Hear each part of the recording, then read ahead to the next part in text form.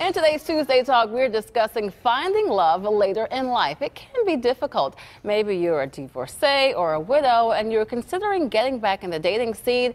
Where do you begin? What should you do? Our panelists today are regular PTL contributor and lifestyle coach Marlene Boas, Nan Cohen from Dinner for Two, formerly Dinner for Eight, and medium Leslie Gray, who can talk about love to come. Welcome to all of you.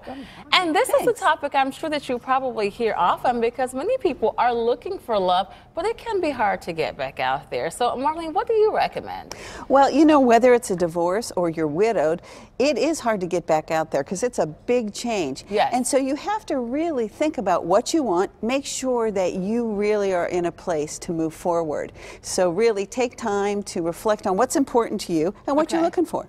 Is there a time frame? People may be divorced, they may be widowed. You know, I've heard maybe I should wait a year or 2 years or 5 years. Will you know, or is there a certain time frame? I think it's probably individual for everybody depending on what they went through. And I'm sure Nan has had experience like that. Yeah, absolutely. And you, Nan, previously had Dinner for Eight, but now that's Dinner for Two. So tell me how that works. Well, we realized that people were really looking for love and relationships, and they weren't really out there to socialize as much. So we scaled it down, and we're just literally matchmaking now. Okay. And it's been fun. I bet so. What's the hardest part of matchmaking? You know, people ask me, how do we do this? And honestly, I step out of my divorce world and then I'm into the dating world.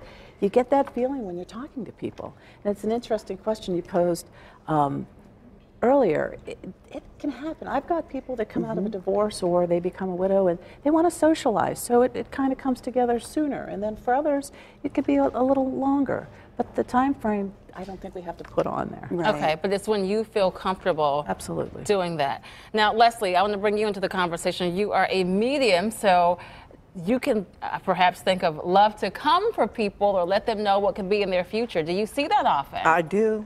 I've seen it, and I've already match-made other people who have been in long-term relationships. Really? And I just know. I know when two people were meant to be. And I can also tell soulmates, whether they're soulmates or not. So I can just see that. And the loved ones always chime in to let me know whether these are good people or not. And believe me, if they're not, they will let me know as well. Have you ever had an instance where you told someone, I think this is the right person for you, I think this is a good person, and the person perhaps didn't believe that? Like, are you sure? All the time. But I always prove myself right. So, I mean, it's in, if you ever see my Facebook page, you'll see a lot of people saying she's changed my life. She knew the person I was supposed to be with, things like that. Even before they knew it.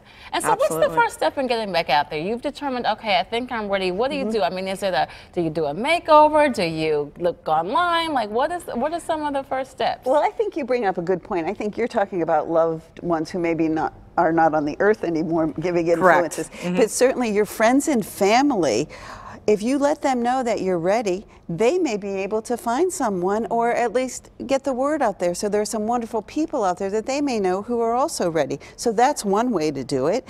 And just make sure that you're ready, that you feel confident and ready to move ahead. The landscape's totally changed out there. I was going to say, we've got Tinder, we've got online dating now. So do you have to get up to speed on all those things before, or do you just say, hey, I want to have a nice dinner with someone who I think might be interesting? Well, it's interesting because people want to try that, and then they realize it's not working. Or I'm not a big proponent, if you've ever listened to my radio shows, I'm not a big internet dater, because on the flip side of that, my clients are the ones putting those profiles out there. I see. And so they make these little adjustments, and you know, what they thought it was or what I thought I looked like 10 years ago, that's a good picture. Because those profile pictures can fool you, right? Absolutely. You see them looking away. There's that challenge now. How have you aged since your first profile picture? And people are looking a bit different in the 5 to 7 to 10 years. Okay, so when I go to dinner, you've set me up and you say, Lisa, I think it'd be great for you, not me, but just whoever. What are some good rules to know for that dinner or for interacting with someone? When we're talking about getting out there, first of the big step is making people realize they don't want to do the internet or this or that. They want the face-to-face. So they'll contact us because it's personalized. Okay. We get to know the clients. We get to know what they're looking for. And time is of the essence. People don't want to waste time anymore. They want, it's an instantaneously, yes. Can I need it now? That's true. Life is short. Right. So if I go to a medium saying, do you see any love in my future? Is that safe for people to do? Absolutely. I get it every day. Do you? I do.